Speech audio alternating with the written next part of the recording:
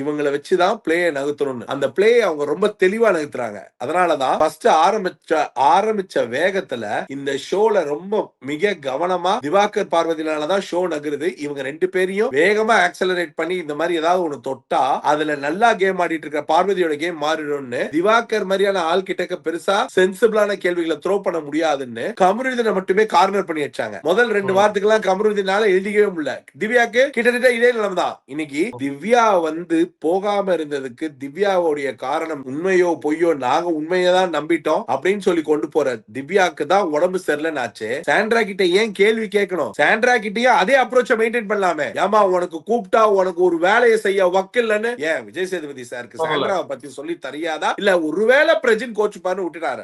ஏன் திவ்யா வீட்ல எல்லாம் அப்பா அம்மா கிடையாதா? ஐயோ பிரஜின் நீங்க கோபப்படாதீங்க, நீங்க டென்ஷன் ஆகாதீங்க. அவர் டென்ஷனே ஆகட்டுங்க, அவங்க வீட்டுக்காரமா பக்கத்து ஷோல இருந்தா டென்ஷன் ஆகதான் செய்வாரு. நான் என்ன கேக்குறேன், ஒரு தடவை சொல்லிடுங்களேன் சாண்ட்ராக்கு என்ன வக்கில்ல உங்களுக்கு ஏன்னா அந்த வக்கை யூஸ் பண்றேன்னு முடிவு பண்ணிட்டீங்க. அது என்ன திவ்யாக்கு மட்டும் ஓர வச்சுல அங்க ரெண்டுமே 1 நம்பர் அக்யூஸ்ட் A1 A2 இதுங்க 2 தான் கிளியரா தெரிஞ்சு போச்சு. நம்ம ஆளு பக்கா வந்து பிரஜின் வந்து பேப்பர் ஓடிதான். இந்த 3 பேர்ல இந்த 2 பேரு இன்னொன்னு அது வந்து அது என்னது தில்லானா மோகனாம்பால்ல வந்த நாகேஷ் வேலையை தான் பார்வதி பார்த்துட்டு இருந்தது. அதனாலதான் அதை கிளியரா டிஃபைன் பண்ணிட்டீங்க. நீ யாரு இல்ல எங்களுக்கு நல்லா தெரியும். உன் நடிப்புலயே இன்னைக்கு நீ காட்டுற பெரிய நடிப்பு அது வேற ரகம். அதனால அந்த நடிப்பை நீ கொஞ்சம் தள்ளி வை.